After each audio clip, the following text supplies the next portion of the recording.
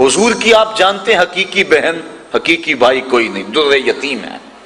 سینہ صدف میں اکیلا پرورش پانے والا موتی در یتیم کہلاتا ہے، تو بطن آمنہ کے اندر حضور علیہ السلام اکیلے پرورش پائے اور اللہ کے محبوب علیہ السلام کو در یتیم کہا جاتا ہے۔ لیکن جب حضور حضرت حلیمہ سعدیہ سلام اللہ علیہا کے گھر دودھ پینے کے لیے کچھ عرصے کے لیے گئے تو حضرت حلیمہ سعدیہ کی ایک بیٹی تھی جن کا نام شیمہ یا شیمہ مختلف کتب سیر میں موجود ہے، وہ حضور کو اپنی گود میں اٹھا کر قبیلہ بنو سعد کے کھلے میدان میں آ جایا کرتی تھی۔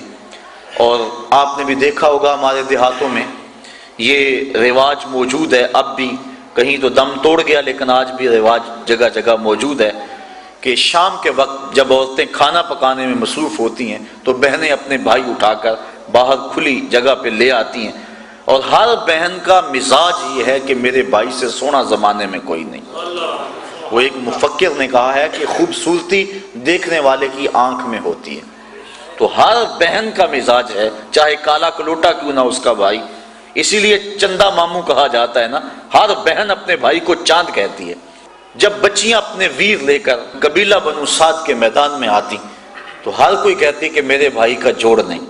اگر کسی کی رنگت کالی ہوتی تو وہ نقوش کو معیار حسن قرار دیتی کہ حسن کا تعلق رنگت سے نہیں نقوش سے ہے، میرے بھائی کے نقوش تو دیکھو۔ اور اگر کسی کا رنگ سفید ہوتا تو وہ کہتی اگر رنگ نہیں تو کچھ نہیں، میرے بھائی کا رنگ بڑا چٹا ہے لہٰذا میرا بھائی بڑا خوبصورت ہے۔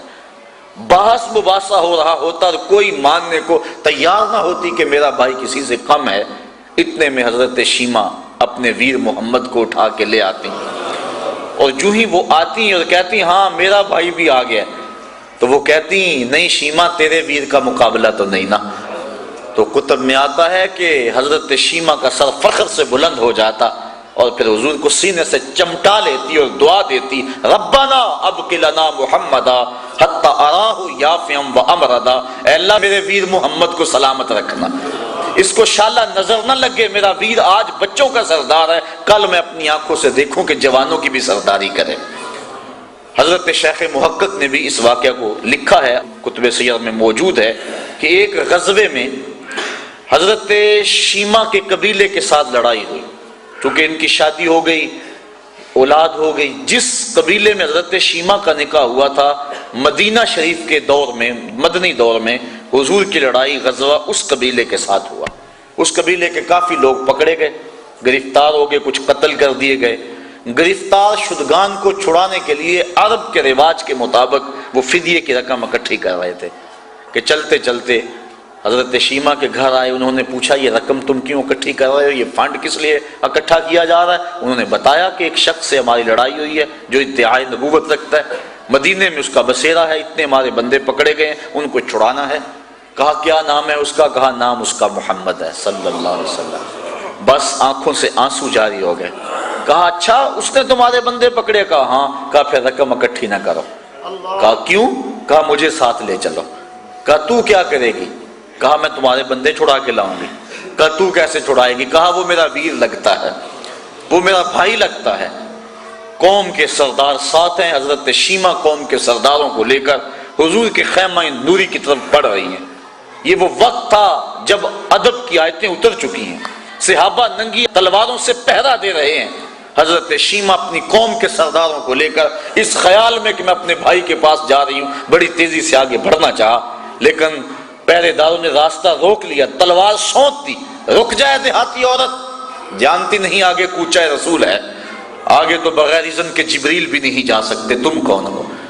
حضرت شیمہ کو جب روکا گیا تو انہوں نے تلوار کو جھٹک کے پیچھے کرتے ہوئے کہا خلو سبیلی وَعْلَمُوا انا اخت نبیکم، میری راہیں چھوڑ دو، مجھے جانتے نہیں میں کون ہوں، میں تمہارے نبی کی بہن لگتی ہوں۔ بس یہ جملے سننے کی دیر تھی کہ تلواریں خم ہو گئیں، آنکھوں پر پلکیں آ گئیں اور صحابہ نے نظریں نیچی کر لیں۔ حضور علیہ السلام کی ہمشیرہ حضور کے خیمہ نوری میں داخل ہوئی۔ آقا کریم نے جب دیکھا تو اٹھ کے استقبال کیا اور پوچھا بہن کدھر آئی ہو؟ عرض کی حضور آپ کے بندوں نے ہمارے لوگ پکڑ لیے ہیں، چھڑانے آئی ہوں۔ آقا فرمایا بہن تو نے زحمت کیوں گوارا کی، تو پیغام بھیج دیتی میں سارے چھوڑ دیتا۔ پھر حضور نے کچھ گھوڑے، چند جوڑے اور بہت سارا ساز و سامان دیا۔ جب بھائیوں کے دروازے پر بہن آئے تو بھائی خالی تو نہیں موڑا کرتے. اور پھر حضور رخصت کرنے کے لیے خود خیمہ پاک سے باہر آئے.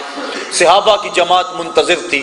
فرمایا صحابہ جب میں قیدی چھوڑا کرتا ہوں تم سے مشاورت کیا کرتا ہوں, آج پہلا موقع ہے میں نے مشورہ بھی نہیں کیا اور قیدی بھی چھوڑ دیے. کہا بندہ نواز جو چاہیں آپ کریں لیکن ارشاد تو کر دیں کہ آپ نے آج مشورہ ضروری کیوں نہیں سمجھا. فرمایا آج میرے دروازے پہ میری بہن آ گئی تھی. تو دنیا کے سامنے عملاً بہن کے وقار کو رکھا. جس معاشرے میں بیٹی کی توقیر نہیں تو اس معاشرے کو بیٹی کی توقیر سکھائی.